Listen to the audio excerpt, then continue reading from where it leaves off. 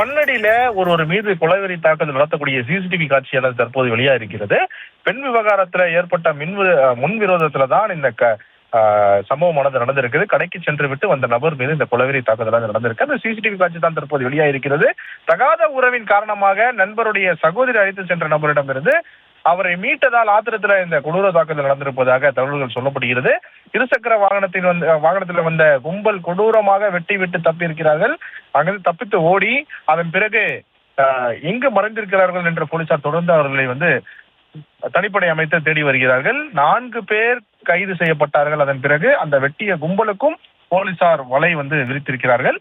மன்னார்குடி முருகன் கோவில் தெருவில் இருக்கக்கூடிய முகமது ஷெரீப் தான் நேற்று முன்தினம் காலை வீட்டின் அருகே இருக்கக்கூடிய கடைக்கு பால் வாங்க சென்றுவிட்டு வீடு திரும்பிய போது இந்த சம்பவமானது நடந்திருக்கு. பின்னால் இருசக்கர வாகனத்தில் வந்த கும்பல் முகமது ஷெரீஃபை சரமாரியாக வெட்டிவிட்டு தப்பி ஓடி இருக்கிறது. அவருடைய அலறல் சத்தம் கேட்டுதான் அவருடைய மனைவி உள்ளிட்டோர் அவரை மீட்டு ஸ்டான்லி மருத்துவமனையில ஆபத்தான நிலையில தற்போது அவருக்கு சிகிச்சையானது அளிக்கப்பட்டு வருகிறது. படுகாயங்களுடன் அவர் மருத்துவமனையில் சேர்க்கப்பட்டார். முத்தியால்பேட்டை போலீசார் வழக்கு பதிவு செய்து சாதிக் அப்துல்லா உள்ளிட்ட 4 பேரை தற்போது கைது பண்ணியிருக்கிறாங்க. விசாரணையில ரம்ஜான் நோம்பு டைம்ல சாதிக் அலி கணவரை பிரிந்து வாழும் முகமது ஷெரீஃபின் நண்பரின் சகோதரி அழைத்து சென்று விட்டதனால் முகமது ஷெரீஃபிடம் நண்பர் முறையிட்டதனால் சகோதரியிடம் பேசி சாதிக் அலியிடம் இருந்து பிரித்து நண்பர் வீட்டில் விட்டதாகவும் இது தொடர்பாக கடந்த மாதமும் தகராறு ஏற்பட்ட நிலையில அதன் தொடர்ச்சியாக தான் இந்த தாக்குதல் சம்பவமானது நடந்திருக்கிறது. பிரிலிமினரி என்கொயரில இதான் தற்போது தெரிய வந்திருக்கிறது.